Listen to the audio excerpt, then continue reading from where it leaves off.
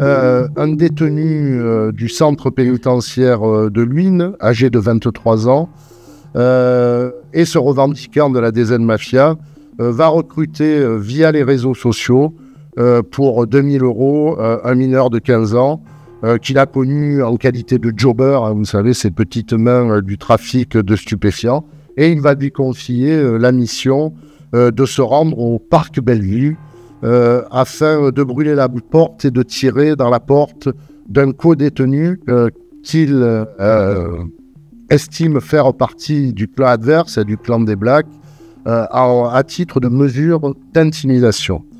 Il va tomber sur une bande de personnes de la cité Félix-Piat qui étaient en faction devant cette cage d'escalier. Il va être questionné, il va être fouillé. Les personnes vont découvrir qu'il est armé. Son camarade âgé de 15 ans, lui aussi, va pouvoir prendre la fuite.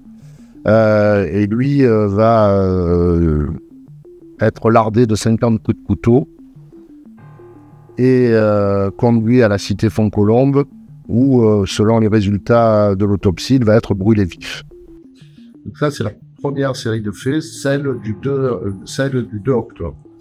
Nous avons également l'affaire du 4 octobre, qui est la suite de ces événements du 2 octobre, puisque le détenu de 23 ans, détenu au centre pénitentiaire de Luynes, estimant que l'on avait tué un de ses jeunes, entre guillemets, c'est le terme de son équipe, pour une question d'honneur, décidé d'exercer la vengeance et commandité toujours depuis sa cellule l'assassinat d'un membre du clan adverse. Pour ce faire, il recrutait exactement de la même manière, par le biais des réseaux sociaux, un mineur âgé de 14 ans, originaire du Vaucluse. Il lui demandait d'exécuter ce contrat pour une somme de 50 000 €. Et dans cette chambre d'hôtel, notre mineur de 14 ans a été rejoint par un second individu et il commandait un Bolt, un taxi, qui était conduit par Nessim Randan, donc notre victime du 4 octobre, un footballeur émérite âgé de 36 ans et qui, pour faire vivre sa famille, avait également cette activité déclarée de chauffeur Bolt. Et il s'agit d'une victime qui, ni de près ni de loin, a un quelconque lien avec le trafic de stupéfiants et qui ne faisait finalement ce soir-là qu'exercer son métier. Ils vont demander au chauffeur du Bolt, à monsieur Ramdam, de les déposer, de les attendre puisqu'ils avaient quelque chose à faire.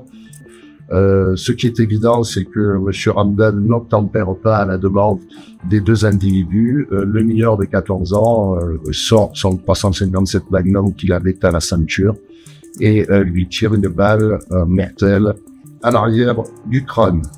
La police arrive très rapidement sur les lieux, le quartier est quadrillé et il va appeler la personne, le commanditaire, qui suit les opérations depuis la prison d'Aix-Luynes pour lui demander à ce qu'il envoie une voiture et des personnes pour l'exfiltrer. Toute autre chose va se produire puisque